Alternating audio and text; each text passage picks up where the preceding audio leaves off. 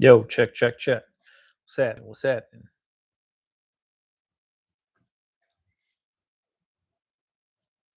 What's going down?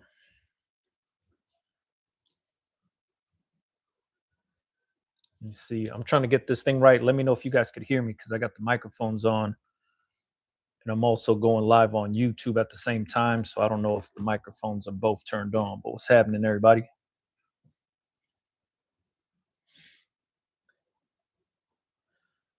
Let me see. The homie Night Noah on here. What's going down, bro? Yvette Sanchez, what's happening? Thank you. You guys could hear me. Appreciate it.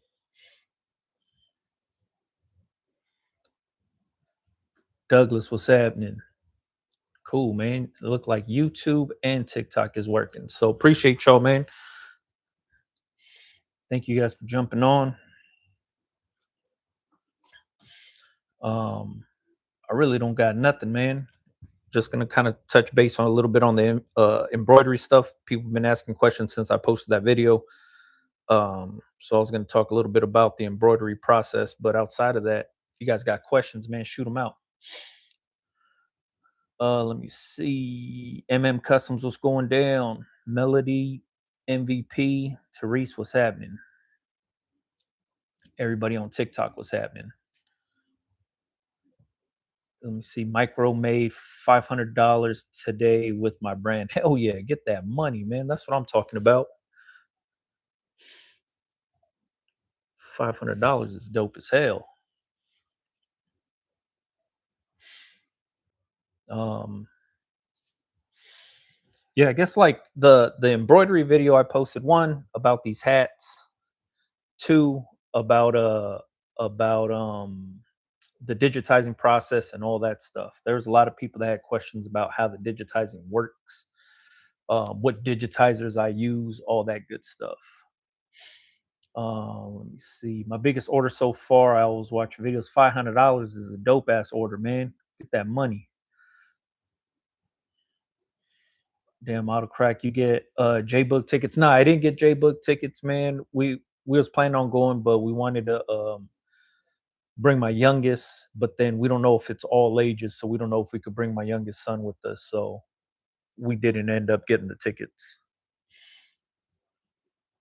Um, I don't know how many people out there do embroidery. If you do embroidery, let me know in the chat. Um, there there was a ton of people that were asking about digitizing that wanted to know who I use as a digitizer. And I say it in the video. I just Google embroidery digitizing services. That's how I get my digitizers. And then I send them my design. I get quotes from different companies because not all designs are the same. A lot of the designs are different and they call out for different things, right? Turnaround times, how much detail in the design, stuff like that. So I never use the same company one. Like I don't just use one company and then that's it. I use a bunch of companies, man, and it's mainly to my advantage is I want to be able to have the option on using certain companies or finding different ones for different reasons. Like if a design has a ton of detail, like 10 to 15 colors in one design, that has to be laid out properly, right? In order for the machine to correctly lay the stitching down for it to make sense. So it takes a certain digitizer to do that kind of stuff. Stuff like this is kind of a simple design. You could send that to anybody. And then when it comes to that, it's like, what are you willing to pay for the digitizing service? Some people are just looking for cheap. And I don't always just go based on price and cheap and stuff like that. Sometimes if the design is very complicated and very detailed, I'll pay 50, $60 to get it digitized because I need it to get done correctly. When it comes to like the simple stuff, even the simple stuff could get laid out, incorrectly. And I always go based on like what the digitizers like past work looks like, what they've done in the past. I'll look at stuff like monogram logos and stuff that they've done. They'll always post pictures of it. And then from there, I'll base it off of like turnaround time and then price and stuff like that. That to me is the biggest um kind of like whenever I'm quoting jobs, that's what I'm looking for. Turnaround time, price, quality of work. Now, so if something's like something small like this, like my little dollar sign B logo. This is simple. This is only like 600, 700 stitches, very easy to do, super tiny. It's a 1 inch design. If I'm not like looking to get it done right away, like if I could go 2 weeks without having this design, I'll find the cheap digitizer to do it that it only costs like $4 to do, but it's gonna get turned around in like 2 weeks. That to me is it doesn't matter because I'm not like hurting for it. Same thing with this. But if I had a customer bring me a job and they needed the hats done in like a week or two, I need that digitizer to turn around as fast as possible. So I'm gonna pay for it to get turned around as fast as possible. So when it comes to digitizing, I don't use just one company. I use a ton of them, and all of them are on Google. The first page of Google will do you just fine. You'll find everybody you need to know about on there. All you do is send them design, get the quote, the sizing, all that stuff, and then just figure out the pricing if it fits your budget. If it doesn't, if the turnaround fits you, if it doesn't, go based off of that. But somebody hit me up and was like, "Yo, man, like I know you say you use everybody on Google, but I'm just getting started. Can you just send me a company or two?" And basically, all I did was Googled digitizing service.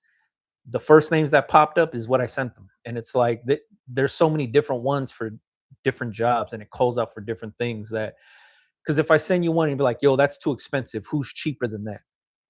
And then I send you one that's cheap, and they're like, "Yo, they do horrible work." And it's like, look, you have to just do your own due diligence and find for yourself because I don't know what your definition of quality is. I don't know what your budget is. I don't know what your turnaround times are.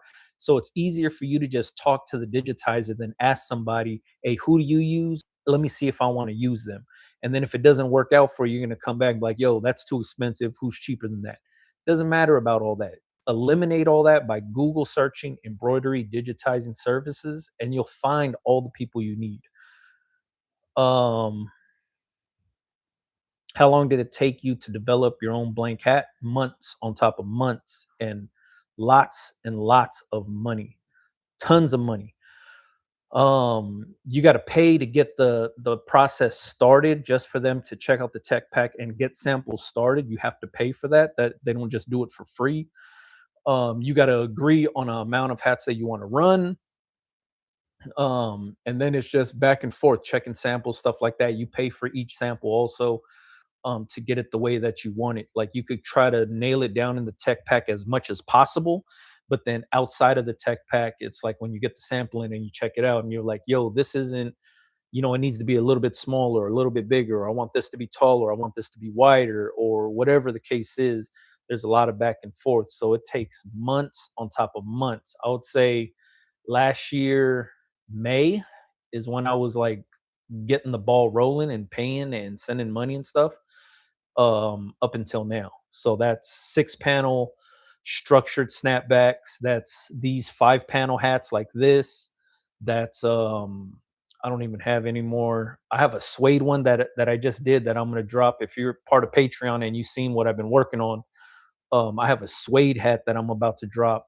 Same exact process. It's like once you get the structure down, then it's choosing textiles and materials and stuff like that. Bill length, bill width, snaps, buttons, the taping on the inside. Like I didn't even know that this is called taping. Like the inside right here, they call that taping, and I didn't even know that part. So it's a learning process, man. Expensive learning process at that. It costs a lot of money. Um, Custom said, "Same here. I use many people. Sometimes I'll get the same design from multiple digitized." Man, I do that so much. Like sometimes I'll send a design out, same exact design to like 3 different digitizers to see what and they all come up with something different. You know what I mean? And it really just comes down to like layout, how the machine lays it out, and then how it works. I've dealt with some digitizers where it looked dope, but then it's like the machine's jumping back and forth because it just doesn't flow correctly. You know what I mean? What's the tat on your head? I got names on my head. I got a LA on the back of my head. I got a few tattoos on my head. I want to start, but I'm scared because I don't know how many shirts to start with. Start with one. Start with one. You don't have to stress out on how many shirts to start with. Just do one. You'll be good to go. Hustlers Music. Yeah, that's right. Tried companies from the expo. Hell yeah. I just joined. Can you tell me what is digitizing? Is that the same as embroidery? Digitizing is basically taking your digital file and making it ready for the embroidery machine. So they run it through a software that tells the machine how many stitches to lay down on that design, how to cover the design, how to lay it out. Do you want the stitches crisscross, back and forth, up and down? How do you want it to lay out? So digitizing is basically taking your digital design, putting it into a software like Chroma. There's a lot of softwares out there. The one that Racoma offers is called Chroma. You put it in there, you lay out the stitches, and then it spits out a DST file. For Racoma, it spits out a DST file. You take that DST file, put it in your embroidery machine, and that gives the machine all the instructions on what to do. This is how many colors it is. This is how many stops it's going to be. This is where you trim the thread, all that stuff. So once you press start, it just starts going. I just posted a YouTube video yesterday showing the embroidery process on what it takes to make hats like this and stuff on my machine to show like just the process of what the digitizer sends you. That PDF file that they send you of basically the instructions is gold for you. So then that way you know when to stop and start the machine, when to lay the foam down, all that good stuff. What's up from Commerce? Just tapping in to the live. That LA logo is fire. Appreciate that, Commerce raised. Appreciate that. I'm doing homework on dry fit garments. Do you anything about that type of Fabric. I know nothing about dry fit. Um, I've done a few shirts in the past, not even a handful to say like I know everything about it.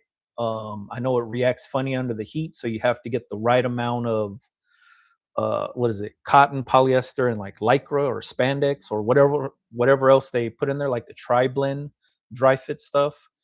um and you also like there's going to be polyester in there, so you're also going to want to use a transfer that has some sort of like dye blocker so you don't get dye migration from sublimated shirts. So I would look out for that. But as far as like where to source those blanks, I have no idea. Finally started that Shopify shop, still work in progress, trying to figure it out, how to lay it out, MVP designs. That's what I'm talking about, man. There's tons of videos on YouTube about Shopify, layouts, themes, stuff like that. You just got to pick one that you feel comfortable with. And then that just is easy for you. I use one of those free layouts on my Shopify, and that theme doesn't cost anything, and it's basic where you just change the colors of the text and then you can upload products and stuff, and that's it.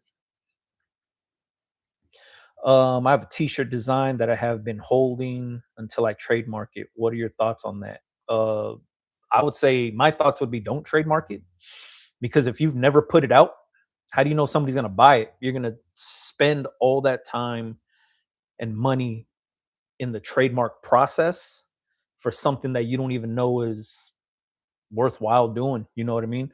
So you have this idea that you're trademarking now, or you don't want to put it out until you trademark it. So let's say you do the process. Let's say it takes 6 to 8 months, and let's say it costs you 1,800 bucks. Let's just say to trademark it. You get the design done, it's yours, trademarked. Now you put it out to market. Let's say nobody buys it because nobody likes it, nobody gets it. It doesn't hit the way you think it's going to hit.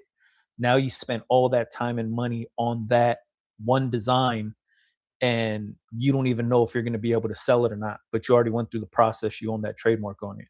Now on the flip side of that, it's like you trademarked it, it's yours. Let's say 83 people steal that design from you. Do you have money to pay a legal team to fight all 83 people that stole your trademark, infringed on your trademark? If you don't, then it's kind of useless just to have the trademark and wave it on the internet and be like, yo, I own this. You stole it, but I own it. because you have to fight that thing in court, right? Like somebody could see that and be like, man, this guy's full of it. I'm gonna keep doing whatever I want to. Until you take legal action against these people, that's when you're actually fighting for that trademark, right? And obviously you're gonna win in court because you own it. But you need to hire the legal, like you're not gonna represent yourself in court, especially if it's 83 people in 40 different states that you have to go and fight for this. So if you don't have the budget to back up your trademark, then it's harder to fight for that trademark through the legal system, if that makes any sense. My advice would be just put the design out, see if it's going to work. You know what I mean? And you get the ball rolling that way because the market will never lie to you. You put that design out and it's a flop, nobody buys it. You didn't spend any money on it. So you're good to go. But then on the other side of that, you put it out and it does good. Now you can start thinking about, if you wanted to trademark it, protect it, whatever it is. This is just my opinion. I'm not giving you any kind of advice, like legal advice or anything on what to do or what not to do. But this is the way that I see it is I utilize something called proof of concept. Proof of concept is proving to yourself that your idea is going to be worth the long run, like putting all the work in, doing all this extra stuff to see it all the way through. Proof of concept is always going to tell you if that design is going to be profitable or that idea is going to be profitable because you're actually testing it out in the market. If you don't do that, you're really going to get like jammed up because you have this design and you're like, yo, this design's dope as hell. I don't want nobody to steal it. That's a good intention to have. Like, you're like, yeah, I don't want nobody to steal it. Nobody wants their design stolen. But then when it comes down to actually trademarking and stuff like that, that process is expensive. And in my when I did it, it's way better to hire a trademark attorney to help you file the paperwork so you know exactly what you're protecting. If you just try to do it online and you're trying to cut corners with it, you don't know exactly what you're protecting. So then when you have it, you probably, if you didn't protect the right part of that design or what you wanted to within that design be protected, you could fight it in court and they'll be like, yo, what you're protecting is just the same, but not the actual image or whatever it is. So you have to know exactly what you're protecting when you do it. So it's always best to hire a trademark attorney so you have a professional helping you out so you could talk to them and they could break it down in like regular people English for you. Um, when I did it, that was the process was I hired an attorney and got it done. And that's where I'm saying like after a while, I was like, damn, if somebody steals this, like I spent all my money trademarking this thing, how am I gonna fight for this thing?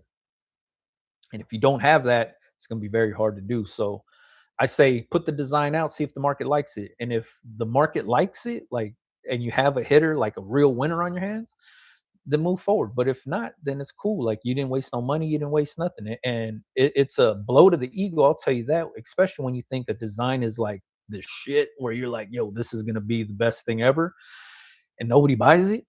Man, it's a kick in the nuts. And we all go through that. I've been through it many, many times of putting something out thinking it's gonna be like the one because I put so much time and effort into it and I think the concept is dope and I think I'm gonna make so much money on it. And I put it out, nobody buys it. And it's a blow to the ego, and it's like almost deflating where you want to stop doing anything business related because you feel like a failure. So to eliminate all that, I utilize proof of concept.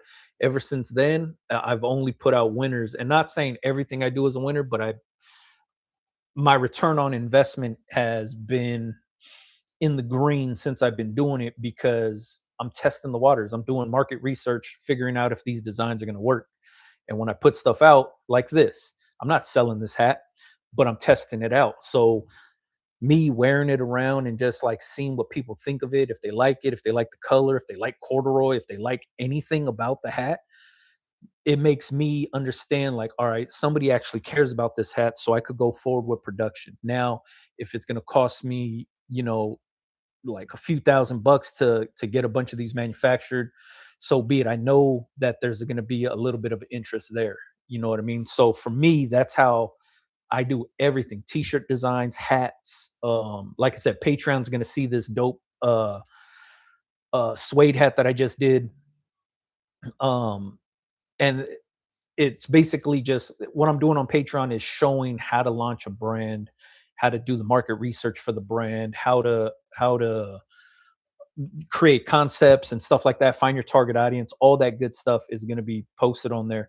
But the reason I do it that way is to eliminate the risk of not being able to sell certain products, right? Because I can gas myself up in my head all day long and be like, this is going to be dope. I need to put it out. I need to make money off of this thing. And then I put it out and nobody buys it. So I hate that part of the game, but utilizing proof of concept and you just testing things out and proving to yourself that your idea is going to be profitable will help you out in the long run. It's not the fun part of the business, but it is a lifesaver in the business because it'll help you check your ego a little bit, but at the same exact time, it'll tell you when to like invest on certain ideas, if that makes any sense.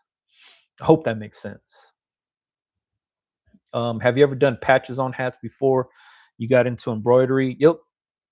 Who is the Supercolor type place for hat patches? Supercolor also offers this thing called Deco Press where they make patches. So if you look at DECO Press, Deco Press, they make patches of all sorts, leather ones, lasered, um, embroidered, all kind of different heat applied patches. But I used to do patches on hats all the time.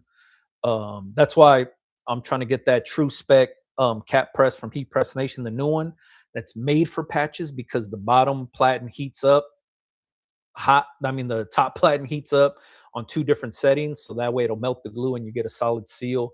And then that press is made so no creases, no burn marks, no press marks on these hats because of the way that they position this machine. And it has a slide out drawer. That's perfect for patches. But yeah, like I said, Deco Press is an easy place to buy patches from. Just starting out, been watching your videos. Thank you for being helpful. Not a problem, Carpet Pro. Thanks for watching. I just got my seller permit. What should I focus energy and funds on? Sampling blanks, designing, or getting a hat press next? First thing I would do, this requires no money. Market research. Find out who you want to sell to before you buy anything. Before you use that seller permit, before anything, know who you're going to sell to. So then that way you could buy the right things for the right audience. There's nothing worse than going out and buying all this stuff of what you think is cool and then trying to find the customers after the fact. Make it easier on yourself. Find the customers first. Who do you want to sell to? Like, think about it really in your head. Like, you all want to sell stuff to sneakerheads. Figure out what sneakerhead you want to sell to, right? Is it sneakerheads that are into just like retro Jordans? And then dig deep. And is it only like sneakerheads that are into retro Jordans, but only OG colorways? Or is it only retro Jordans, like the original Jordans, like from the 80s? And then you could go even deeper to like sneakerheads that are into retro Jordans that are only into the ones, threes, fours, fives, and sixes, or are they only into six, seven, eight, nine, 11s, or whatever. Like, you have to break it down so small so you know exactly who you want to sell to. So then that way you could make things for that certain group and that certain group only when you first start out. And then from there you could grow from there. So if your thing was for sneakerheads, and like I said, if you went to the retro Jordan guys and you're like, all right, only guys that wear ones, threes, fours, and fives, and then you build from there, that's successful. Now go to the guys that only wear sixes, sevens, eights, nines, 11s, and grow from there. And then as sneakers drop, you make stuff for that different group. And then now you got all the Jordan collectors within your space. Now go to Nike SB, and then go to Nike Air Max, and then go to the New Balance and Saucony and the Asics crowd that's into the runners right now. And then go to the guys that only wear hoop shoes. So when you start very small within the wide genre of wherever you want to be at, it's easier to like really lock in an audience when you start small, and then you can always expand from there as your business grows. Now your customers grow and you can start expanding. But if you try to just say, I'm going to sell stuff to sneakerheads, that's a wide umbrella to try to sell to. You wouldn't know where to focus your time on because sneakerheads dress different. There's some that dress with like a 90s flair to what they're wearing, and they're into like baggy stuff and they wear their sneakers loose. And there's the guys that are into like the luxury sneakers type stuff where they're wearing, purple jeans and and Balenciaga sweaters and all this other crazy high fashion stuff. Those are two different sneakerheads, but they're both considered sneakerheads, where you're like selling to different people. So when you know who you're going to sell to, it makes your life way easier instead of doing it backwards by buying all the stuff, and you're going to buy all these blank samples and you're sampling blanks and you don't even have a target audience in your head on who's going to wear these blanks. People wear t-shirts differently all the time. Some people are into fitted shirts, some people are into baggy shirts, some people are into those really big boxy oversized shirts. People are into, heavyweight rough cotton shirts. People are into lightweight ring spun cotton 50-50 blend type shirts. Those are all different customer bases for yourself. So before you start sampling shirts, know who you want to sell to. So then that way you could find the right blank shirt for that specific audience, if that makes any sense. Once again, this is not the glamorous part of the business, and this is probably not what you wanted to hear. But before you spend and waste money on anything, know who you're going to sell to. So then that way you make less mistakes when you launch your brand. If that makes sense. Fat Heck was going down. Do I let my customers know whether I give them screen print or DTF? It's up to you if you want to. I mean, I don't know how many times you've bought a soda and you ask somebody, "Hey, did you guys make this with real sugar, or how'd you make this soda?" Like, or when you're buying sneakers, you be like, "Yo, man, what kind of leather is this? Tumble leather? Is this, you know what I mean? Like, did this come off of a pig or a cow?" Like, if you're not asking those questions, then your customers not going to be asking those questions too. You know what I mean? The customer really just cares about like the end result. Like, what's the shirt going to look like? What's it going to feel like? Am I going to get it on time? Is your pricing going to fit my budget? Stuff like that. I'm in San Francisco. Super Bowl activities are out here right now. When Super Bowl was in LA, did you do any Super Bowl themed shirts? If so, what did you do? I did not do any super when the Super Bowl was in LA. I did not. Um, I used to be into that kind of stuff. I used to do like when I used to sell T-shirts like out in public, like just load up a duffel bag and go sell shirts. I used to be like heavy into that. I haven't did that in a very long time. One, because I have the store. I don't need to do that kind of stuff. And then two, it's having the right ideas at the right time. So say you pre-print a bunch of stuff for the Super Bowl crowd that's there, right? This week it's jumping. There's media stuff going on. There's just fan engagement stuff going on. So there's a ton of people buzzing around the city. But if the people that are buzzing around the city aren't necessarily like there's people that are fans of everywhere that are coming into town, right? And if you're in San Francisco, obviously 49ers is huge out there. Obviously Raiders is still big out there. You could sell stuff like that that's themed that way, but then that's just the local crowd. But if you're trying to get the people that are coming in from all over for the game, I don't know anything about the Patriots. I don't know anything about New England to make something for them. I don't know anything about, Seattle or anything like that. Majority of them are coming with their own gear to wear. So to me, it's a hard sell. So it's more about like knowing what you were going to make, and then dealing with if you had to sit on all that product if you can't sell it. You know what I mean? That's always the hard part. So for example, like one thing that we used to do all the time was like we used to go to Staples Center and sell shirts out of there. It's easy to do because we're just selling Laker colored stuff outside of Staples Center, and it was easy to just throw a duffel bag on, wear the t-shirt you're trying to sell, and you're selling to the fans going there. A little bit harder selling like Seattle themed stuff in San Francisco to Super Bowl fans that are there. Um, Kind of a hard thing to do, or vice versa if it's for, Patriot fans or whatever. That to me is kind of a hard one to try to wrap my head around, especially the week of. You know what I mean? This should have been thought about like a few months ago, or had a plan in place on where you were going to be and what you were going to be selling.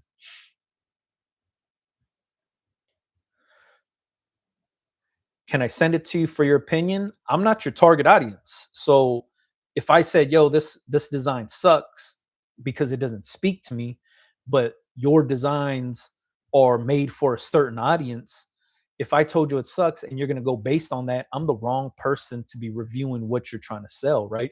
You need to find your target audience, like people that you're trying to sell something to, and then show them and be like, yo, what do you think of this? It's like, I'm not a Seattle fan. And if somebody came to me with some Seattle design, they don't speak to me. I'll just be like, yo, that shit's whatever to me. But it might be a winner, but it's just not a winner to me. So I'm not the person to say like, yo, this is a, like, from my opinion, should not matter for whatever you're trying to sell. Because if I'm not your target audience, then it's not going to help you whatsoever. Whatsoever. Uh, got some cool news on Friday. Made the preferred vendor list for Fontana School District. Hell yeah, get that money, man. That's what I'm talking about. Big Brando, thanks for all your help. You're awesome. Grand and Bay Breeze Apparel, embroidery and screen printing. Hell yeah. From a cold New Jersey, man, I feel for everybody on the East Coast, especially when I was watching football playoffs and I seen the just snow and just cold. And I'm out here, man. It's like today was like 80 something degrees out here in LA. It's crazy. Do I let my customers know upfront whether I give them DTF or silk screen prints when they're ordering? You don't have to. It's up to you if you want to let them know that or not. You're not tricking them, but at the same exact time, if they're not asking, don't tell. But if they ask, like, hey, what's your printing process? You could tell them. Like, I feel like when you give customers too many options, you start to cloud their brain. So if you make it very simple for them, hey, this is what I want. My design's 3 or 4 colors. This is what it looks like. This is the logo. This is the design. These are the blank t-shirts I want to use. Easy call. I'll get it done for you. You don't have to worry about how the sausage is made. I'll just get it done for you. It'll be done on this day. This is how much it costs. When you start to give your customer like, yo, do you want it sublimated? Do you want me to use vinyl? Do you want me to use DTF for you, screen print? Then they're going to be like, yo, all right, well, what's the difference? Show me a sample of everything that you can do. Once you start doing that, now the customer has to really think about what they're doing, because the customer doesn't care about making shirts. They just want to see what the end result is going to look like on the shirt. So make it easier on yourself and just be like, whatever they ask, if you could do it, be like, yo, all right, I got you covered. Done deal.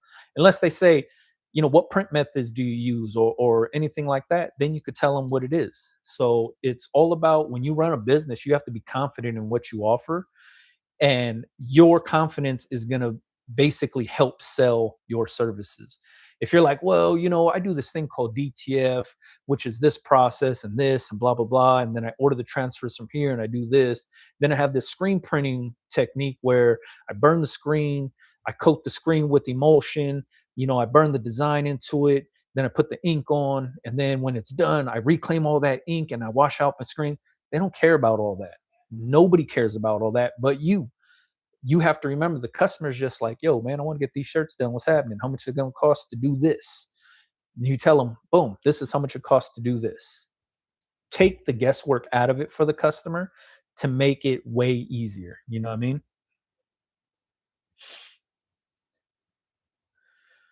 Let me see. Model car, what's happening? What bookkeeping and inventory software do you use? I don't use any bookkeeping or inventory software. I use Shopify for everything that I do.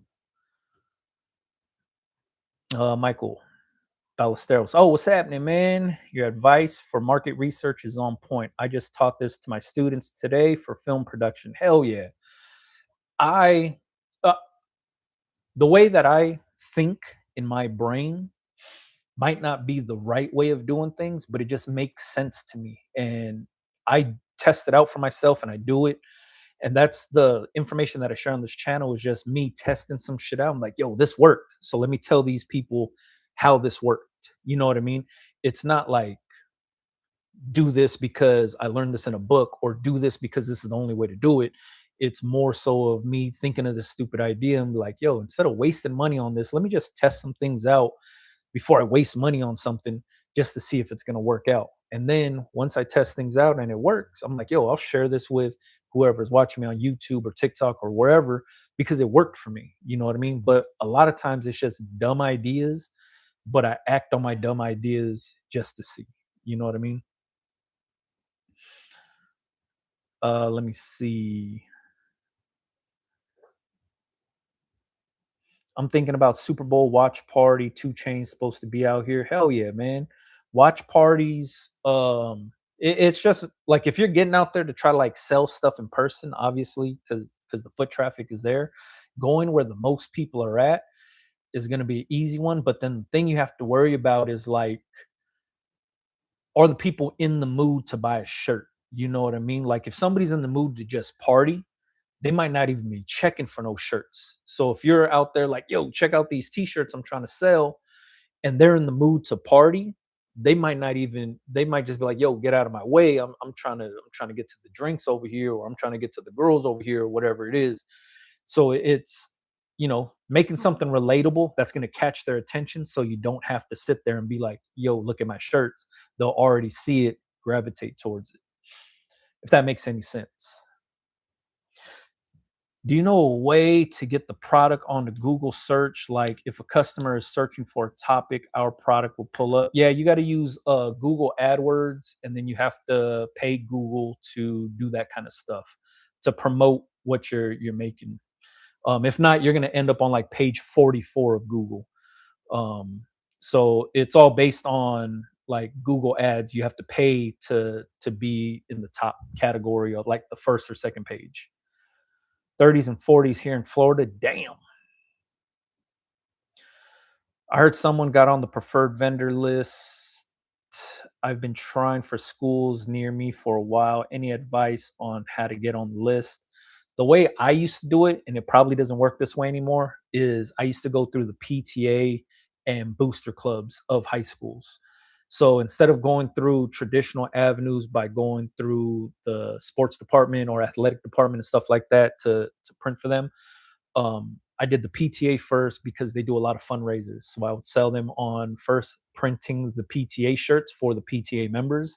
And then if they had bake sales coming up or if they had any kind of fundraisers, to let me print some shirts. So then that way they could sell it there at the fundraiser. That's an easy backdoor way into the high school because PTAs are high school based. Like every high school has their own PTA. And then I would also go through the booster clubs. Booster clubs are the ones that do like the pep rallies, and they're at the football games and stuff like basketball games. So I would print stuff for the booster club and the fans in the stands, and then same thing, sell them on fundraising and stuff like that. Where I'd be like, yo, like I could make shirts that say, I don't know, like let's say the mascot is the Warriors. I'd be like, yo, I could make stuff that says "Go Warriors," or I could make stuff in school colors. Maybe if the school, let's say you go to school in Carson, and Carson, their colors are things like baby blue and black or baby blue and white. I can make shirts that just say "Go Carson" and black and baby blue or something like that, and you sell it to the booster club, and then the booster club gets those shirts onto the players for the pep rally, and then your name now just circulates around. So when people say, yo, we got to get some shirts done, the booster club's like, yo, we got a guy, he just did all our Carson shirts. Or the PTA is gonna be like, yo, we got a guy, he just did all of our fundraiser shirts. Now your name starts circulating, and then you get into the school that way. That's what I did. It was just an easy call for myself to go the back route of, instead of going like through the front door, I was basically like jumping the fence, going through the back door, if that makes any sense. C Los from AZ, what's happening? Let me see. If I do know my niche to sell to, what would you focus on next? Create designs, and where in the journey, where would you order a heat press? If you know who you're going to sell to, then that'll like tell you everything, what blank t-shirts to use, what designs to make, what colorways to do it in. And then from there is when I would start just testing stuff out. Obviously, you buy a heat press. If you know what you're going to do already, buy the heat press, buy the t-shirts, create the designs, and start testing the market out. Knowing who you want to sell to is the biggest thing, period. Because I can't tell you how many people get into this business without knowing who they want to sell to. Like they have an idea of like, I want to sell t-shirts, and that's where it stops. And then they go out and buy all the equipment. And then the equipment stays in the box in their living room because they don't know what to do next. When you know who you're going to sell to, you're always going to be inspired to make. You're never going to not be making something or creating something for those people. So that's why I'm saying, like, Know who you want to sell to because that answers everything you need to know about the business. Who you're going to make things for, how to make things for them, how to market it to them, where do they live, where do they stay, where do they hang out at, so you know where to market your stuff and how to get your products to the right people. But there's so many people that just say, I want to make shirts. I think I could do it. They buy all the equipment and the shit just stays in their box in their room and they never set it up. They or if anything, they set it up, they get a nice table, they plug it in, they do all this, and then it's like, all right, now what? Let me just sit back and wait for customers. No, now they don't even know how to make the designs or what to do or who to sell to or where to even get started, but they have all the equipment. So before you do any of the spending, just know, when you know who you want to sell to, you'll constantly create and create and create, and you'll never lose any drive or any creativity because you already have a focus on who you're making it for. That's the biggest key to this thing, is knowing who you're going to sell to, because they're the ones that's going to be funding your business. They're going to be buying from you, shit like that. You know what I mean? So if you know who you're going to sell to, easy call. I would have been made designs. If I knew who I was selling to already, I would have had designs already made and I would have been testing it out in the market to see if it's going to work. Um, Big brand on Robbie Rob from Robbie Rob's Creations. Hell yeah. Brooklyn checking in. What's happening? I'm new to the game and I learned a lot from you. Appreciate that, Robbie Rob. Shout out to you. Shout out to Brooklyn too, man. Too cold, but the weather should improve this week. Hell yeah. Thank you for all you do. Tell me more about the True Spec hat press, please. Is it a good hat press? That shit is a dope ass hat press. The moment I saw the first demo of that thing, I was like, yo, I need this. When can I buy it? When's it shipping? How can I get one in my shop? Because I was like, that's the, I always have these ideas of like, I don't know anything about making heat presses. So I never really share these ideas about like what I think would be a better heat press, because logistically, I don't know how to make one. So I've always thought, why doesn't somebody make a hat press that has a slide out drawer like the big heat presses, like the 15 by 15, 16 by 20s? They have slide out drawers. It makes sense not to work under the heat. So then I seen the cap presses that like flip all the way up, and then you're not really working under the heat, and then you flop them down. Those ones are cool. But then I was like, how come nobody's made one where you could kind of do like side hits on a hat press? Like everyone is like just to do this part, but if you wanted it to put like a patch like this on the side, how come nobody's made a heat press that like does that? Or what if you wanted to put some letters on the back or patch on the back or like a little flag on the back or something just to heat press the back? How come nobody's made a press like that yet? That was always two things in my head. How come I can't press all sides of this hat? And then also, how come nobody's made one with a slide out drawer? The True Spec did it. They listened to my they must have like zapped my brain and heard what I was thinking and made something like that. Or maybe other people had the same thought as me. The heating the bottom and top, that's dope. I never really thought about that because, yeah, I just never really thought about that. So it made sense. If you're going to do patches, heating up the bottom, you'll really release the glue cool and press it down. Those are like, and then it's like built like a tank, right? Like I say, the True Spec is probably the best built machine because it's so robust.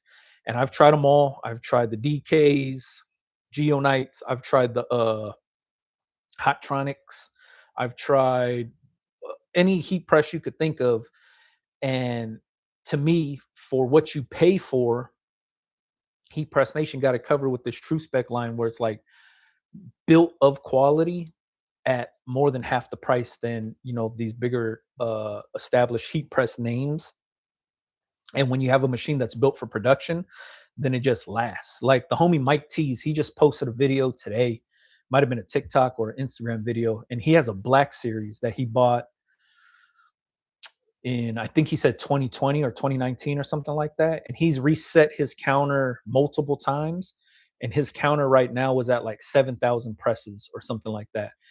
And uh, I don't know. I think it might go up to like 9,999 before it resets to zero. And he says he's reset it a few times, which means he has a Black Series that he's put over let's just say 40 to 50,000 t-shirts through. And that's the Black Series. And that just shows what type of Heat Press Nation makes because of the quality of the heating element, the mechanics of it, all that good stuff where it just doesn't go out. And then if you do have an issue, randomly, if you do, they have a dope customer service where they have spare parts to help you walk you through it. Like, say, hey, man, I got a problem with my Signature Series. The tech will get on the phone with you and FaceTime you in front of another Signature Series and walk you through everything. Yo, did you do this? Did you do this? What does this look like? Oh, this looks bad. We're going to send you out that thing or whatever it is. They have all the presses and all the parts there. So, when they back their machines, they like really back their machines. And that's why having like these true spec presses and stuff like that, this new cap press is just going to make my life a lot easier. Efficiency is going to be crazy. The auto open is dope, and the slide out drawer is like what I really, really need out of this thing. You know what I mean? So I like it. So if you can, I would say order one if you wanted to. If you didn't, the Signature Series is dope too. It has the removable platens, but the True Spec doesn't have removable platens because their lower platen and top platen are now manufactured to fit all size hats. And the issue with the Signature Series having the removable platens was because every hat's a different size. So you would have like big ones, medium size one, small, medium, and then small. It'll fit all the different size hats, but you got to find the platen to match it up perfect. Because when you do hats, you want like a solid seal on the bottom platen and the top of the hat. You don't want there to be no gap. Like you don't want it to look like this, because when you push down, you're going to crease. So you want it to sit flush so there's no gap, and then you get a solid press. With that new press, basically all the hats will fit that platen perfectly snug. You lock that baby down, press it, and it's good to go. I watched them press so many different hats on that demo, from trucker hats, dad hats, camper hats, foam truckers, regular snapbacks, six panel structured snapbacks. They went through all the hats, patches, DTF transfers, anything you could think of.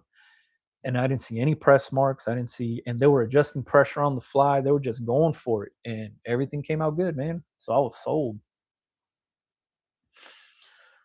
Let me see. Does Supercolor wearable transfers have that same roughness like DTF transfers? Like on a bigger design, it almost feels like a sticker. So what you're talking about is ink layered on top of each other. So I don't know if you've ever gotten like a T-shirt that was screen printed with like, let's say, 8 colors, right? When that happens, it's just ink layered on top of each other. So that's what creates like that hard feel, is what you're talking about. Um, Anything that's going to have like a white base layer is going to feel like that. So the way to get around that is to utilize halftones. So then that way your t-shirt breathes and you don't just have solid piece of ink on your shirt. Doing color knockouts. So if you have black in the image and you're pressing on black shirts, don't add the black. So then that way it'll breathe through. Those are easy ways of getting through that. The more colors on there, the more it's going to feel heavy on the shirt. That's just basically how it works. So to answer your question with Supercolor, yeah, if you're going to add a bunch of colors on there and it's just a solid block of ink, that's all it is, just ink piled up on each other. It's going to feel rough to the touch. So the way to get around that is, like I said, halftones and doing color knockouts. School groups and reach out to purchase departments, and you can submit quotes. You may have to submit a few times. Oh yeah, whoever was asking about trying to get into the schools. There you go.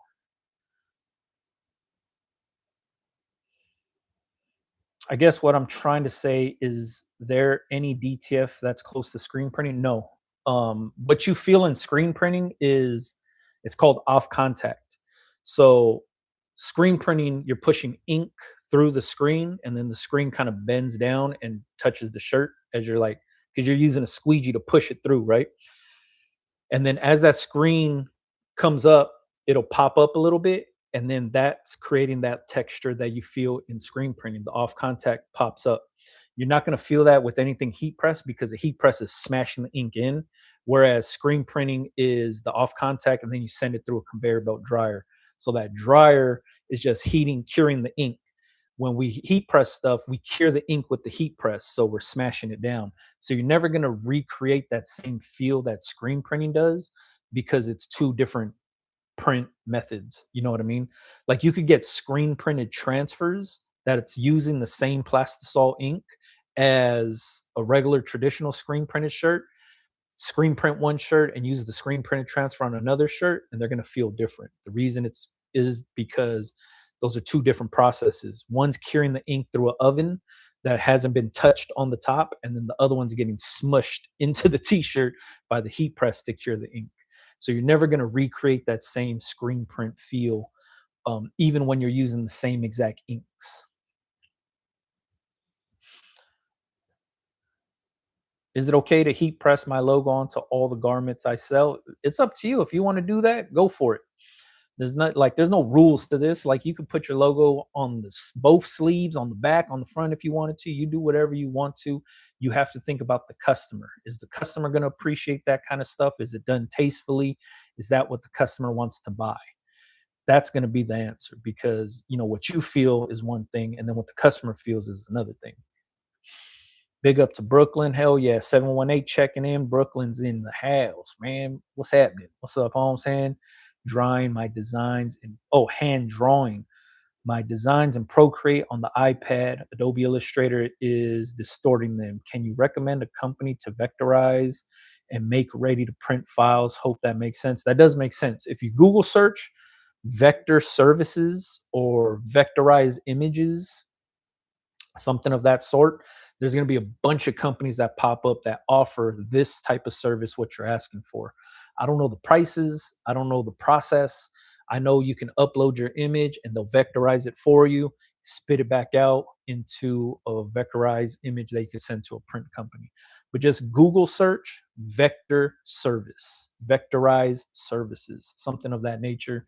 There'll be a bunch that pop up. You just look at what prices fit you and look at their past work, see if it works for you, and you'll be good to go. But there's a lot of people that like use those types of services. You know what I mean?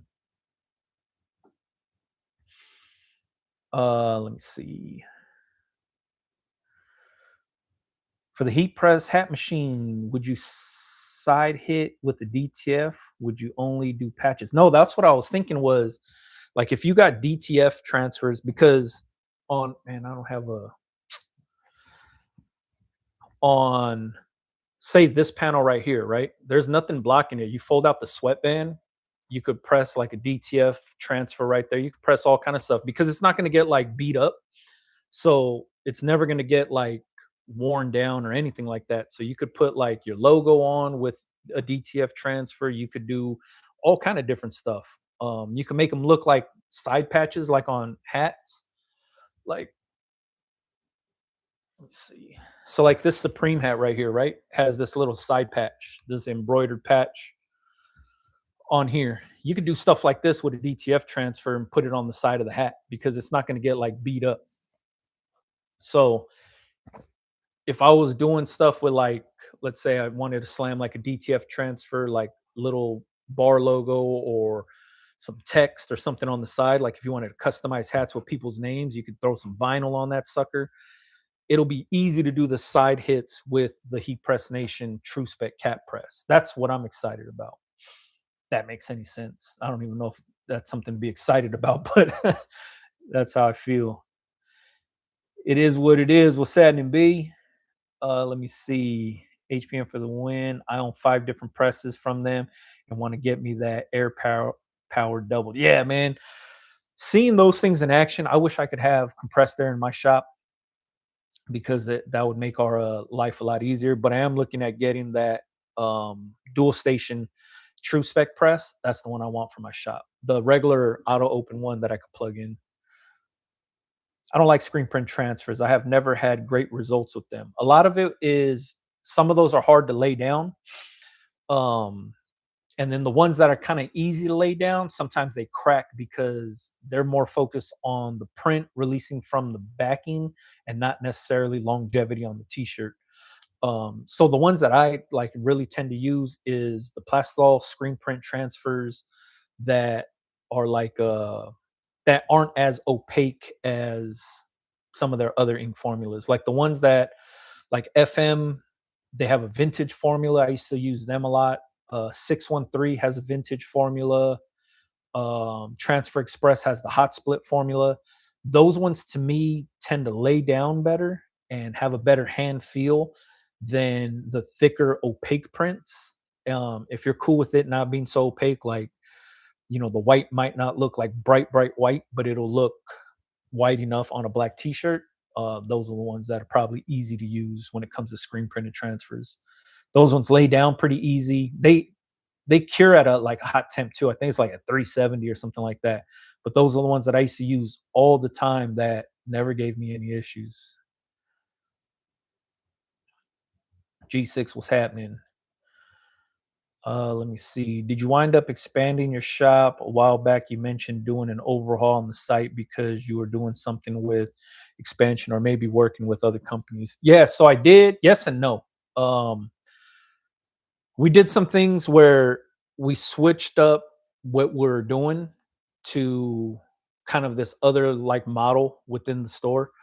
And it's been working out for us and actually keeping us like severely busy, which is good.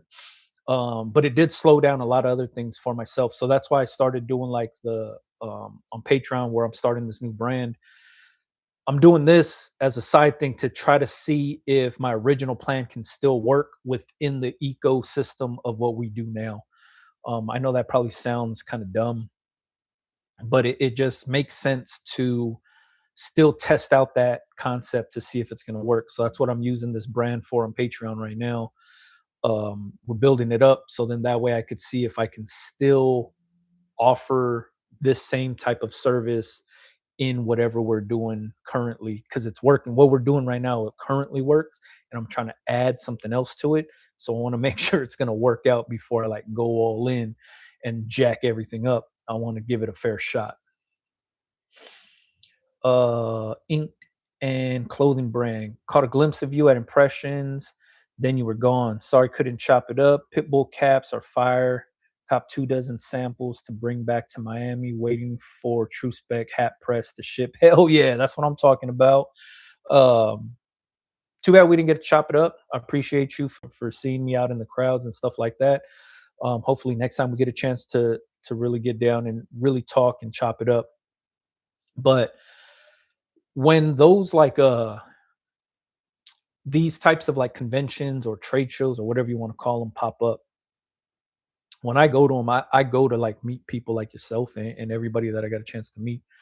One, it's I like to get a little bit of feedback on how I'm doing as a content creator. If I could do anything better, I'm open to hearing it.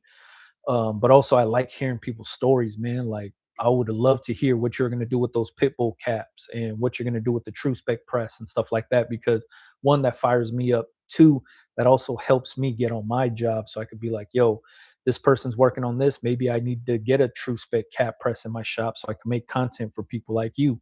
You know what I mean? Um, so I appreciate that. Too bad we didn't get to chop it up. Hopefully next time, man. I prefer DTG and DTF than Plastisol. Damn, that's crazy. I've never heard anybody prefer DTG for one and DTF over Plastisol. Usually it's the other way around. Traditional screen printers like the feel of Plastisol over digital prints. Um, but it's cool to hear somebody else's opinion that they prefer DTG and DTF over Plastisol. Dope as hell. That's the reason for hosting the meet and greets and spend time with everyone. Hell yeah. Have you heard anything about the workshops that went on during Impressions? I've never attended any of those workshops before. So I don't know anything about them, if they're good, if they're bad. I've heard from a few people that have attended them. Like they'll go to specific ones that's like learn how to digitize your stuff for embroidery, and they'll go to that one to learn how to digitize, or they'll go to some that are like these are marketing strategies within the industry, and they'll go to those and try to figure those things out too. The one thing I thought was kind of weird, or not weird, but for the Impressions Expo or any trade show for that matter, I would like reach out to the content creators in the space to host these workshops. If you wanted like good turnouts and you already have these people teaching on social media now, instead of reaching out to these big companies to like, and I know the big companies are doing it so they could sell their products. I get that. So they're gonna have somebody like, Stalls or somebody say, "Hey, come learn how to heat press, and we're using this certain heat press." I get that. But most people aren't going to those companies to learn how to do stuff. I mean, there's some are gonna like because Transfer Express, that dude David, he teaches people how to do stuff on there. He's their content creator and he's dope as hell. But if you had the content creators that are in the space teaching people already, those are the people that should be hosting these workshops for the people that want to learn how to do stuff, I think. And I might be wrong, you know what I mean? But I know that like back in 2020 or maybe 2019 or 2018, the t-shirt chick, I think she had a workshop. I didn't attend it. I think Rye Beats did and maybe Stan did. I can't remember. But she hosted one. I would hope that they would bring that back and have like the content creators do these workshops. So then that way people could learn from the people that they watch on social media. You know what I mean? That to me provides more for the community than anything else. But I don't know nothing about conventions or trade shows, and my idea might be kind of dumb, or it might be there might be nothing in it for the expo people, so they're like, no, we're not going to do that. But I feel like that's where people that attend the shows would get more benefit out of those workshops, and you'd probably get a higher attendance rate for those workshops if they were ran by the people that they're already learning from. You know what I mean? So like if you learned from, let's say, Rye Beats, and you were learning how to do something from Rye Beats and now he's teaching a workshop, or if you wanted to learn how to like print DTF and start a DTF business, then you have somebody like the T-shirt Buddy or Merch Studio come out and host the workshop on what worked for them and how they got into it. And if you wanted to promote whatever machines, you can do it in there. But having people in those spaces actually teaching you real life scenarios, and not just like in a weird classroom setting, but more so in a, hey, this is what really works for me type of setting, would be a million times doper for myself if I were to attend one of those seminars, is learning from the people I already learned from. And then I'd go there and be like, yo, this is dope as hell, man. Like, I'm learning from this guy because I watch him. I want to start a business just like him. And he's telling me how to get started. And now I'm taking his workshop and learning step by step on how he did it, and it make more sense for myself. That's where I feel like Printing United, um, Impressions Expo, Graphics Expo, any of these trade shows, if they were really in tune with the community and what the content creators bring to these trade shows and the information, oh man, I think they would kill it if they were paying attention to that kind of stuff. And I know for those people, they probably like, man, like these content creators don't really know what the hell they're doing.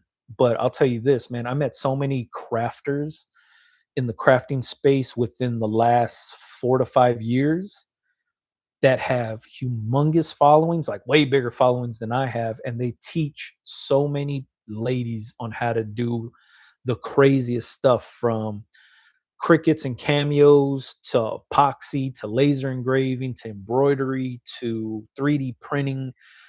And they're showing how to service the machine. They're showing how to clean certain things up. They're showing how to clear malfunctions in the machine. They're showing how to sell the products that they're making.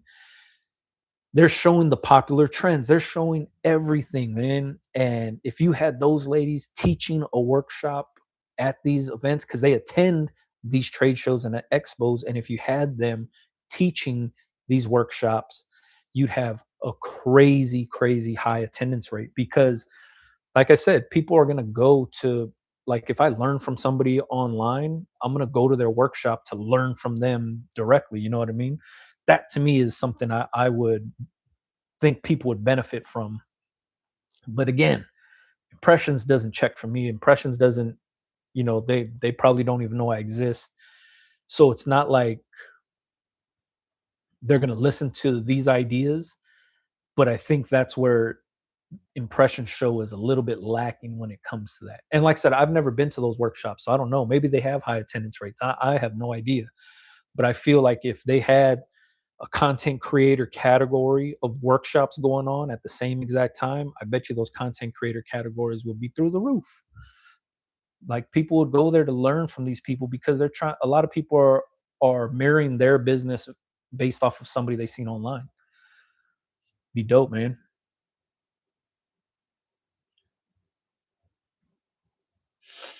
Let me see. By any chance, has anyone tried the Gildan Hammer Max heavyweight blanks? I've been trying to find a replacement for Pro Club. Hate the neck tightness on Pro Club. If you don't like Pro Club, check out Shockaware. Their necks are a little bit better, not as tight, not as stiff, but same feel, same weight. I haven't tried Gildan Hammer. Impressions had a good talk on organic social media growth. There you go, man. Building on social media, who better than the content creators that talk about growing on social media? You know what I mean? Like that's a perfect workshop to have a content creator host. And they probably did have one, but I don't know. These big companies don't care about us. They are there for a sale, period. Sadly, it's business. I understand it though, but it's a dirty game.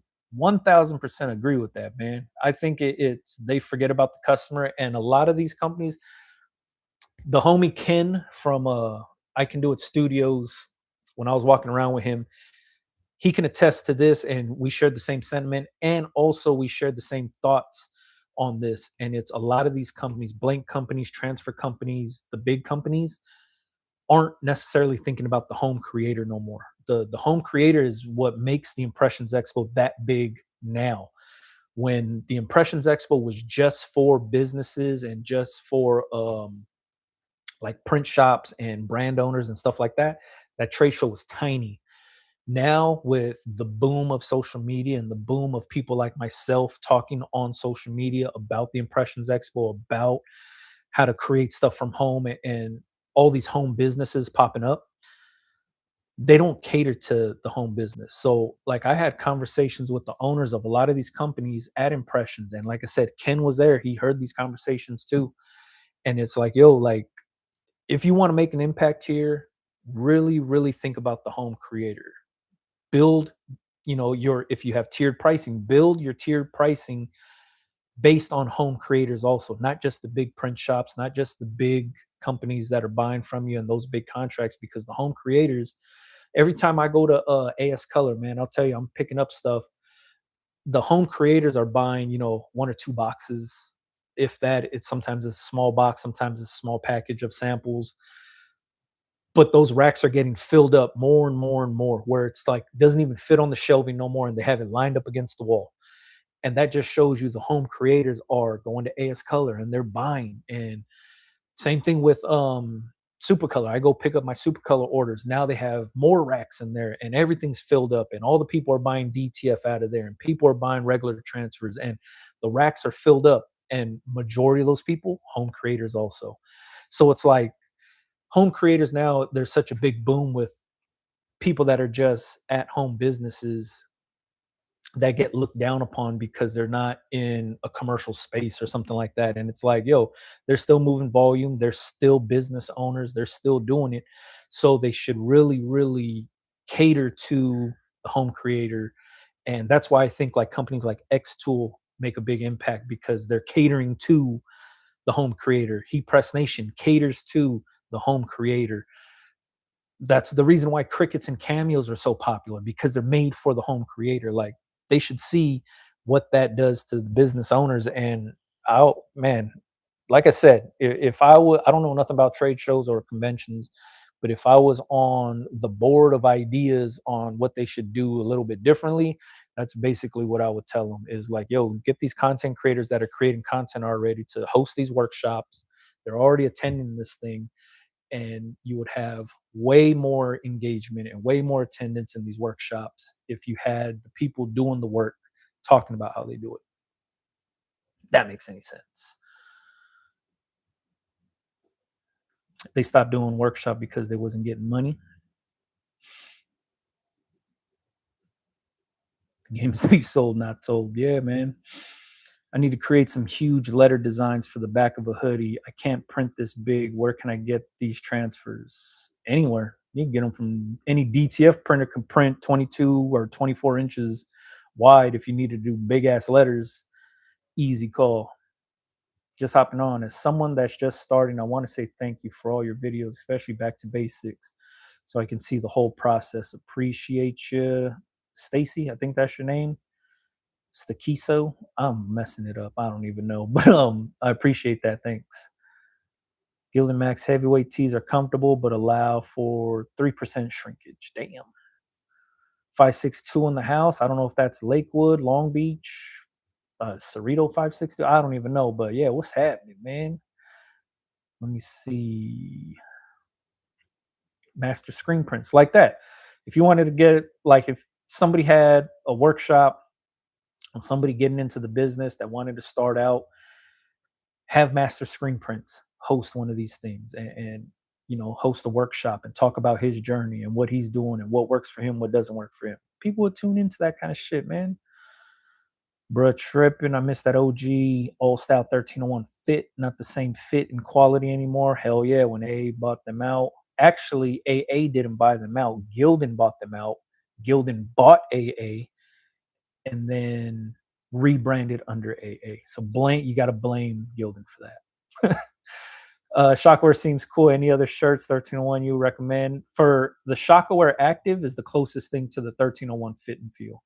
Second runner up would be Pro Club Comfort. So Shockaware Active has the same cut, different collar as 1301, almost the same cotton also. And then Pro Club Comfort would be the next runner up. That one's cut a little bit wider, with a different collar also, obviously. Let me see.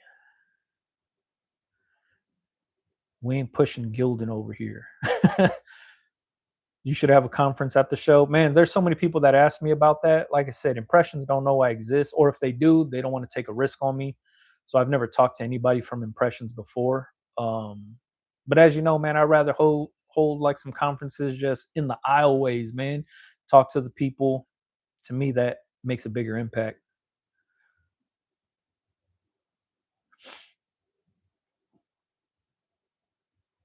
Let me see.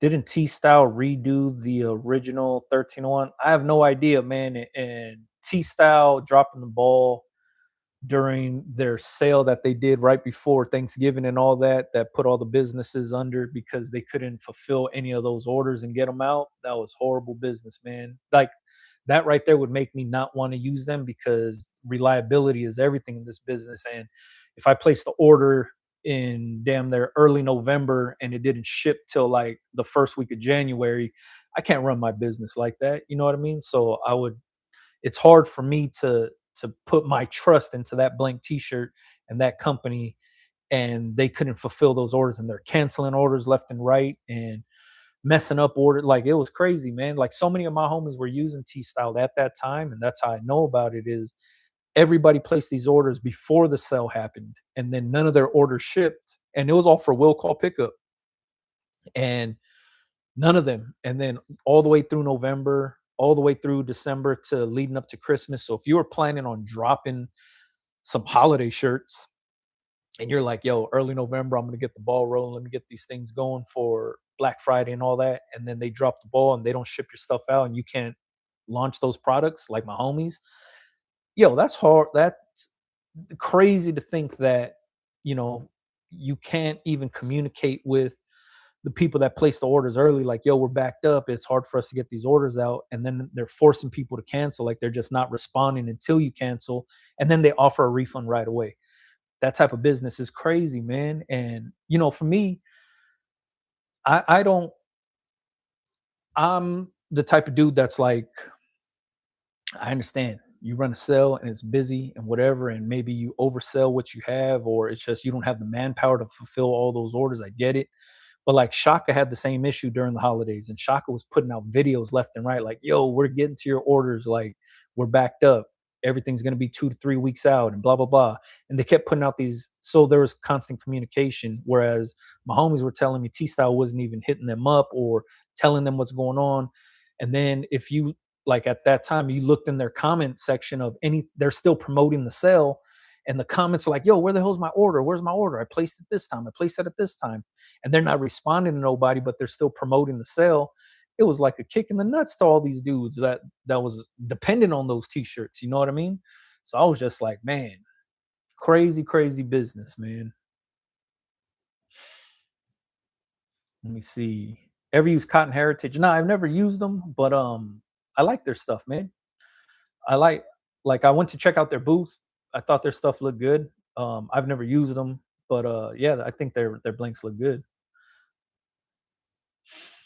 We'll continue to host meet and greets till they recognize us in the community. Hell yeah, man, guerrilla style. That's how you do it. Let me see. Sorry, TikTok. I didn't read none of the questions that popped up on here. What up, G? FlexFit also got new owners recently. Damn, I didn't know that either. The FlexFit Yupong hat, that's like one of the most popular snapback hats that's been around since snapbacks came back and were a thing. Um, Still alive and thriving, man. I see so many people using their hats now, and I think it's cool. But I didn't know that they under new ownership, man. Like Otto raised the prices like crazy, and I can't even use Otto no more. I had to resort to like trying to make my own hats. You know what I mean? Let me see. I see your affiliate link for HPN. I want to get the true spec with extra plates, but I don't see it. If you're talking about the cap press with extra plates, that's the signature series. If you're talking about the true spec press, like the regular standard 16 by 20, the plates are a separate purchase. They don't come with the press. You have to buy those plates separate. So you buy the press, and then they have all the different plates if they're in stock. Appreciate your videos. Been helping me practice. Hell yeah. Soul Lab, what's happening? The home creators are trailblazers also. Hell yeah, that's for sure. That's for sure. Let me see. So true, you're saying truth, exactly. Speaking facts. I appreciate that, man. East to West Designs, what's happening, man? I've been seeing you cutting them stickers out like crazy. Keep going. Went to a classroom, it was okay, but nothing like learning from content creators online. That's how I feel, man. I feel the same exact way about that. Is like the content creators, if you're learning from them already online, learning from them in like a classroom setting in a workshop or something like that makes sense to me. It does. Impressions, I hope enough people request that through impressions, so then that way it could get the ball rolling for that. Because I know they used to have Stan Banks used to host there's like a little stage in the back room at Impressions in Long Beach where he would have like these little talking sessions where like people would come from different companies and they would all talk together. It's like a panel setting. That was kind of a good step in the right direction. But like I said, the workshops and stuff, I think they would benefit a lot from that. Walking into DTLA print shops can be overwhelming. Any shops you recommend? I haven't printed in downtown LA in I don't know how long. It's all about confidence in downtown LA. You kind of just go in knowing what you want. Like, yo, I got these 6 dozen t-shirts. I need this design on a flash drive. Can you help me out? Um, but the main thing is when it comes to downtown LA is like just speaking their language right away. Money, how much is this? This is how many I have. This is what I want to do. If you go in there and you're just kind of like, and you're expecting to look at a menu or something like that, they're gonna kind of walk all over you. So with downtown LA, that's how it is, and it is very overwhelming. But when you go in, just be like, yo, I'm trying to get 2 color design, front and back printed, or if you're trying to get hats embroidered, it's like, yo, I want to get 24 hats done, 3D puff on the front, logo on the back or the side, how much per piece. So when you start talking like that, they'll be able to spit out numbers to you and be like, all right, it's going to be $48 for the dozen, or it's going to be, $4 each, or it's going to be whatever they spit out, then you'll know how to get it going.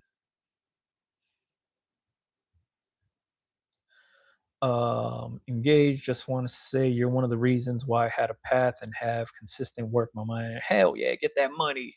Love hearing that kind of stuff.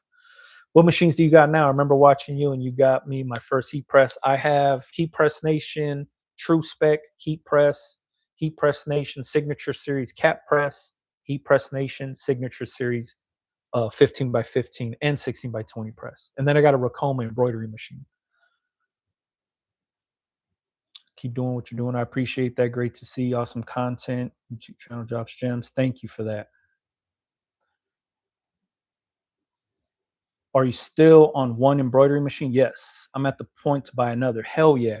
At the point to buy another embroidery machine. Dope as hell. That's a good problem to have. We have multiple shops, so I got multiple embroidery machines in multiple shops. But in each shop has a single embroidery machine. Single head embroidery machine, I should say.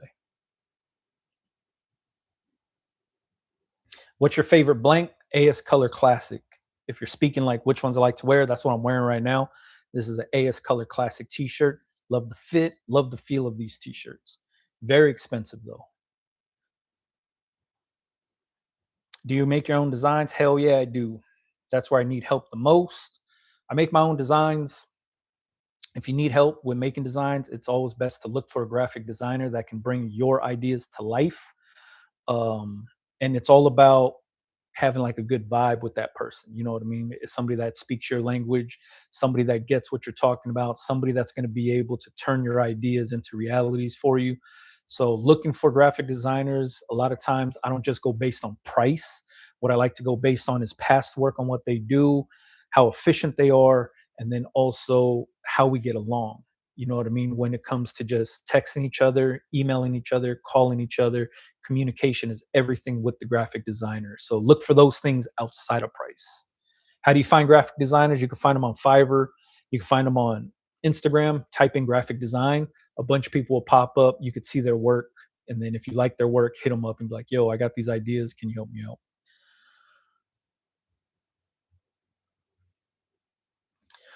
Let me see.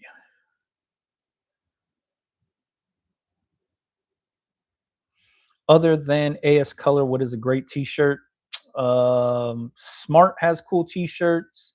The homie Ken from I Can Do It Studios just posted a video about them. Shaka is cool. Um, Pro Club's cool. Those are like the ones my go-tos at the moment. Um, because out of all of those, they offer everything from like different cotton blends to different fits and feels and cuts and offerings, color offerings. AS Color has the most color offerings. They probably have the most soft t-shirts, even in their heavyweight stuff and their lightweight stuff. And then they offer everything in between: hoodies, crew necks, sweatpants, sweat shorts, woven shorts, walking shorts, swim shorts, jackets, aprons, bags, hats, beanies, you name it, they offer it. And then you have people like Smart Blank who do hoodies, crew necks, sweatpants, t-shirts. AS Color also does a wide range of women's stuff. And then Pro Club is, for me, living in Los Angeles, Pro Club is a standard. So heavyweight Pro Club is an easy call. If somebody wants something lightweight, but still that Pro Club feel, then I go Pro Club Comfort. And then Shockaware also does the active t-shirt, which is like the old 1301 to me. They also have heavyweight. They also have pigment dyed stuff. And then they also have a wide range of like outerwear jackets. I used a lot of their baseball jackets, varsity jackets in the past. I use their Letterman jackets. What else have I used from them outside of t-shirts? I think that's it. Oh no, I did sweat shorts with them also. So there's a lot of different uh blank companies out there, I guess.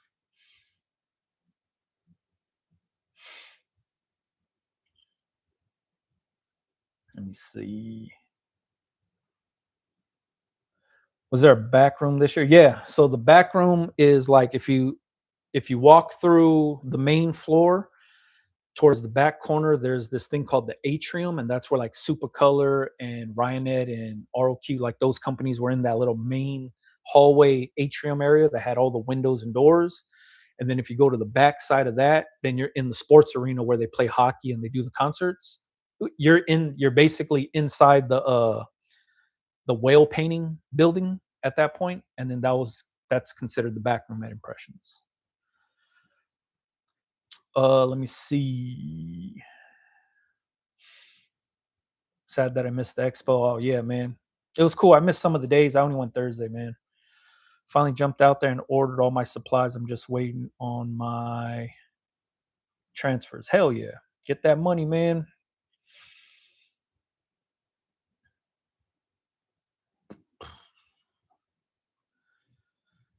Michael said Shockwear is good for plus size dudes, 4X plus. Hell yeah. I agree with that. Pro Club and Shockwear have the big sizes. Used to be an MC many, many years ago, but the hip hop lives in every one of my designs. Hell yeah. That's what I'm talking about. I'm a web developer and wonder if there's an app out there that solves that problem for screen printers to find graphic designers who specialize or is familiar with print design, a dedicated platform. There you go. Develop it, make that app, man. There should be apps for everything. Let me see. What's up, bro? Looking for a new digitizer. You got anyone you recommend? Learned a lot from you. Google. Google search embroidery digitizing services. That's where I find the digitizers I use, and I use everybody on that first page because there's so many different, like as a screen printer, you know that there's so many different jobs that come up, detailed jobs, simple jobs, quick little names. Sometimes it's a monogram logo, sometimes it's like a 10, 15 color, you know, big ass design like a patch or something like that. So all of these things call for different digitizers, right? Everybody doesn't specialize in just one thing, but it's good to find the people that are good at those one things and then use them. And then it comes down to price, it comes down to turnaround time. So I just go on Google, like say if I have a design, like my hat design, this one, I just jumped on Google, digitizing services, and then I just got quotes from all these different digitizers, and then I would send them design, find out what the price is, turnaround time, all that good stuff. And then I just went with the one that I felt would do the best job. And then for this little side hit, since it's so small and it's like roughly 700, 600 stitches or something like that, all I did was just look for one that does good work, but is the cheapest because I wasn't in a rush for it. So I was just like, yo, this guy's going to do it for $4, easy call. And it's going to take me like a week and a half to get it back. Cool with me. Um, the best place to find, digitizers and stuff, whatever you're trying to look for. Let me see. I'm just trying to go through and read some of these TikTok questions. There it is. Kane uses Q digitizing. 24-hour turnaround. There you go. So then now you have that one. Now you find one that has a 12-hour turnaround, and you find one that has a 6-hour turnaround. Then you have three different digitizers to go for. Like, say if you needed a rush job, then you have somebody else. And if you have a job that you really don't care about, that you could get it back in a day or two, then you go with that Q digitizing. It's just having the options is best for the business owner instead of putting all your eggs in one basket and be like, I'm only going to use this guy. And then if that guy's sick and you don't know he's sick, but he can't get to you, you need to have a backup. And then it's good to have a backup to the backup. And then always good to have a backup to the backup for the backup, if that makes any sense. That's how I operate. Have you tried the X Tool screen print setup that uses lasers to make the screens and then print? I've never used any X Tool machines whatsoever. Any printing ones, any 3D printers, laser engravers, H or DTF, or any of that other stuff. I've never tried any of them before. Not that I have anything against them. I seen their booth at the trade show and it was cracking, like it was busy in there. But I'd never used any of their stuff before. I see their ads, but let me see. I had Pro Club, but when they upped the minimum amount, I reverted to Shockware. I heard that from a lot of people, man. You're selling me on AS Color, just check it out. Get some samples and see if it's for you. You know what I mean? I say that with everything, and it's like just because it works for me, it might not work for somebody else. But when I find something that I like, then I share it with people. You know what I mean? Like AS Color doesn't pay me. AS Color knows I exist here on social media, but they don't pay me to say any of this stuff. They don't give me discounts or free stuff or anything like that to talk about them. It's just there's not a lot of social media content and awareness around that brand. And I'm not sure why, because Their blanks are dope as hell, high quality, super soft. Like I said, that's the premium blank for myself. I wear the shit blank. Like I wear a lot of blank t-shirts and I choose to wear the AS Color Classic t-shirt blank. Like I buy them in my size just to wear. And the reason is because it's comfortable. Like I like it. And I don't know why nobody talks about it. And that's why I was like, yo, like people should know about this because if I found them and I like them, maybe somebody else might be out there and do the same. But it's worth it just to check it out. Order some samples, look at their website, look at what they have. If it fits your aesthetic or if it fits what your customers are looking for, then go for it. You know what I mean? That to me is like the when it comes to blank t-shirts, people always that's like the first thing people always say is like, who's the best blank t-shirt? And it really doesn't come down to me. It's like, what do your customers wear? Like, if your customers are used to wearing this type of t-shirt, then you should be offering that type of t-shirt. That's going to be the best blank t-shirt for you. But when you guys ask what's the best, what do I think the best blank t-shirt is? It's like the one that I like to wear. And if the AS Color Classic is the shirt that I like to wear, that's the one I'm going to say. But if your customers don't like this type of fit, it's not going to be a good bet for you. And I always tell people, premium t-shirts come with premium price tags. It's not a cheap t-shirt. It's not don't expect the t-shirt to be like $2 or something like that. Like wholesale, it's still expensive, but it is the best in my opinion when it comes to fit, feel, cut, availability, all that good stuff. It ticks all the boxes for me. But and then I found out a bunch of like streetwear brands use it and stuff, and I was like, oh, all right, so we have the same taste. Like if it works for them, it's gonna work for me. That's why I go with it. I hate when people like, yo, man, you get paid to say that. Like I don't get paid by none of these blank t-shirt companies. I wish I did, man, but I don't. I just share the information, man. Should be hosting a meet and greet in August at the GPX Expo in Long Beach. G6 is going to be doing another meet and greet at the Graphics Pro Expo in Long Beach in August. So stay tuned for that. Need to create some huge letters. I think where can I get these? Any DTF transfer printer can print big letters for you. They print 24 inches wide.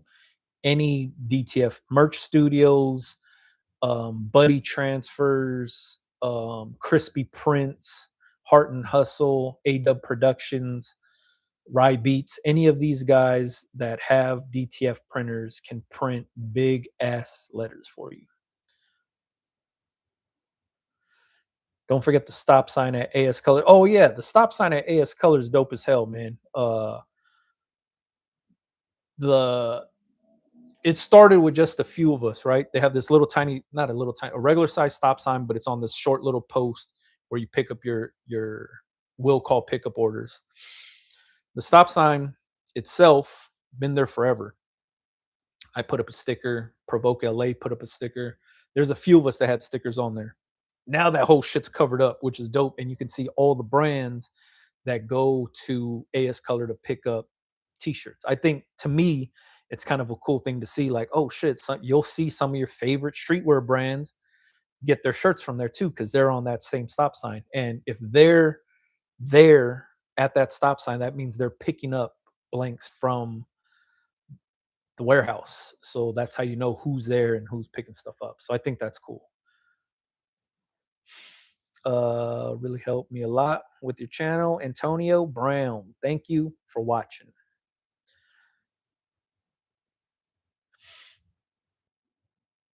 AS Color is a premium shirt. Hell yeah, it is.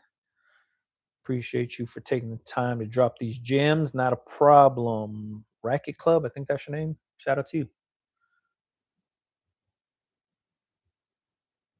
Can I get tickets to the Graphics Pro Expo? Hell yeah. You just Google search GPX Expo or Graphics Pro Expo, Long Beach, and then you could sign up for it. Or is it a need to know base? Nah, not need to know. You just sign up for it and you get I think right now it might be free registration if it's open already. The closer it gets to the show, that's when they start charging you. But if you sign up in advance, like early on, then it's free registration. Um, And then is it worth traveling? I don't know how far you're traveling from. If you're from Aurora, I think that's Colorado. It's a decent one. I would say it's worth traveling to the Impressions Expo in January in Long Beach. Impressions Expo is huge. Idaho, I don't know if it's worth traveling from Idaho to come down for the Graphics Pro Expo. Not that I'm dissing Graphics Pro, it's just not as big as Impressions is. Impressions, 3 rooms filled front to back, top to bottom with just anything you could think of apparel industry related. It's in there. Graphics Pro Expo is more of like car wraps, signage, sticker printing. There is apparel printing in there. Blank t-shirts show up to this place. Transfer companies show up to this place. That kind of stuff is cool. But then at the same exact time, it's to me, Impressions Expo in Long Beach is probably one of the biggest ones to travel to make it worth it for your time. LBC Sublimation, what's happening, man? Good running into you guys at the show, man. Appreciate you guys. Shout out to LBC Sublimations. I ran into them. I was talking to the homie James from Atlanta Vinyl, and I seen them in the back room, like in the arena area. Dope as hell, man. Appreciate y'all. GPX is small. Yeah. Like I said, if you're traveling from out of state, the Impressions Expo in Long Beach is the one to go to.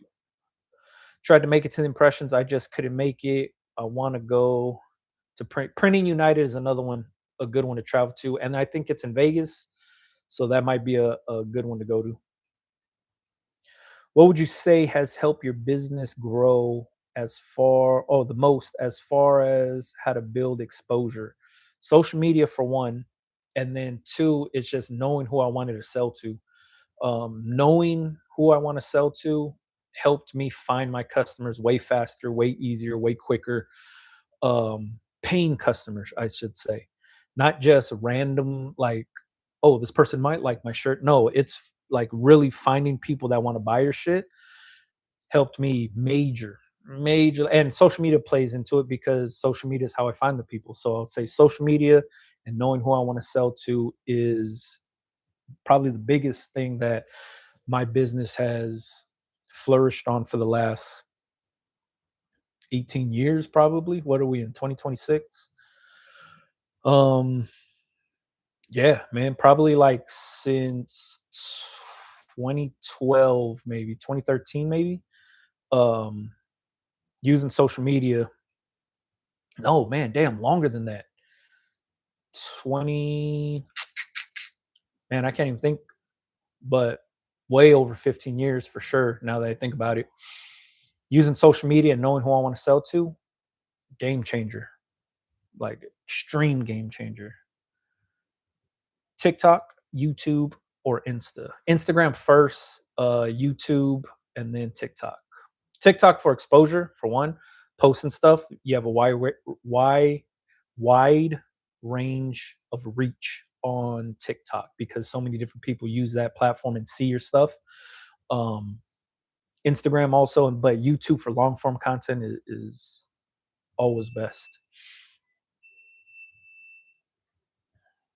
Love your channel, by the way.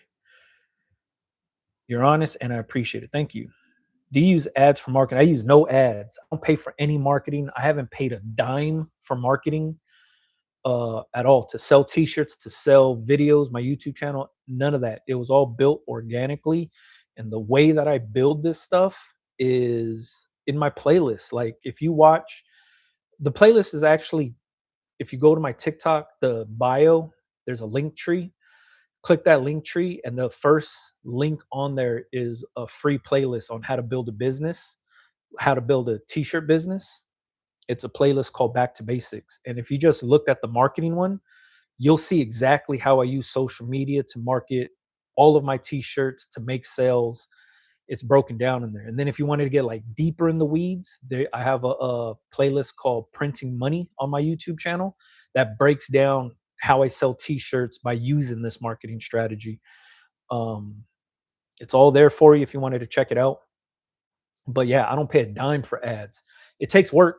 It's not easy. It takes a little bit of work, but My marketing strategy is basically handpicking my customers and engaging with them. It's basically talking to them, finding them, learning where they're at, and then making my brand accessible to them, right? Without my marketing strategy, those people would never know I exist. But the way that I do my marketing is I get them to look at my stuff organically. It's curiosity gets the best of them, and it's like, "Yo, who is this person?" And then they look at my stuff and like, "Yo, this stuff is dope," because I know that there's a general interest within that customer. So if you wanted to see how that works, it's free. You don't got to pay for nothing.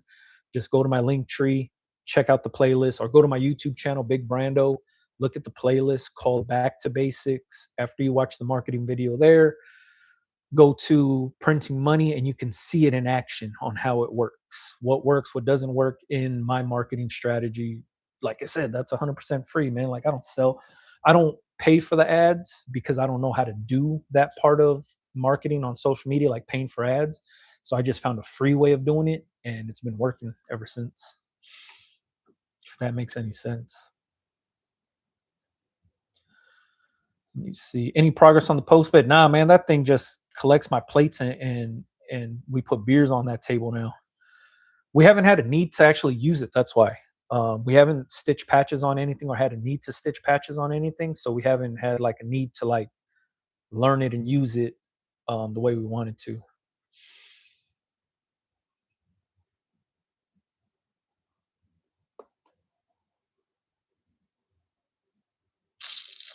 Do you get a lot of repeat customers even with limited shirt designs that you have available? Hell yeah. I'm having a hard time coming up with new design ideas. I talked about this earlier, but when you know who you're going to sell to, then you'll be able to like create new designs all the time for that audience because that audience or whoever your target customer is, you'll know exactly what their interests are. So you'll never run out of things to make for them. Um, but yeah, I have return customers all the time, and I've been selling these same West Side shirts and "This City Don't Love You" shirt for the last damn 7, 8 years, and people still come back to buy them. And I drop them in different colors, and they still buy them. I offer all kind of other different stuff too, but returning customers with limited design options, it's a lot of people think that cripples the business because you're not dropping nothing new and fresh and blah blah blah. But when you have something that's good that works, it just works. You know what I mean? There's a reason why when Nipsey Hussle dropped the Crenshaw T-shirt, it worked and it worked worldwide. And it's the same design, different colorway T-shirts, and people buy one that's in black and white. They wear it till it's faded, and then they go back and buy that same exact T-shirt again because it becomes their favorite T-shirt. There's a reason why designs like that work. You know what I mean? And when you find something that works like that, you do not have to recreate the wheel. You just keep feeding them exactly what they're coming back for. Think about that. Undefeated does it. Undefeated drops their strike logo, the little tally mark logo, all the time. In every release, there's always the black T-shirt and there's always the olive green T-shirt with the white same logo on the front and back. Born and Raised does the same exact thing. It always works. It's just when you have something that works, you offer what works, and it'll continue to flourish for you.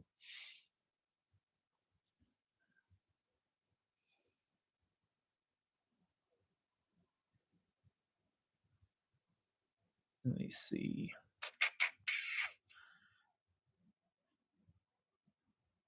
Appreciate the GOAT times five, man. That's dope as hell. I don't know everything about TikTok yet, but I appreciate all the things floating around the screen.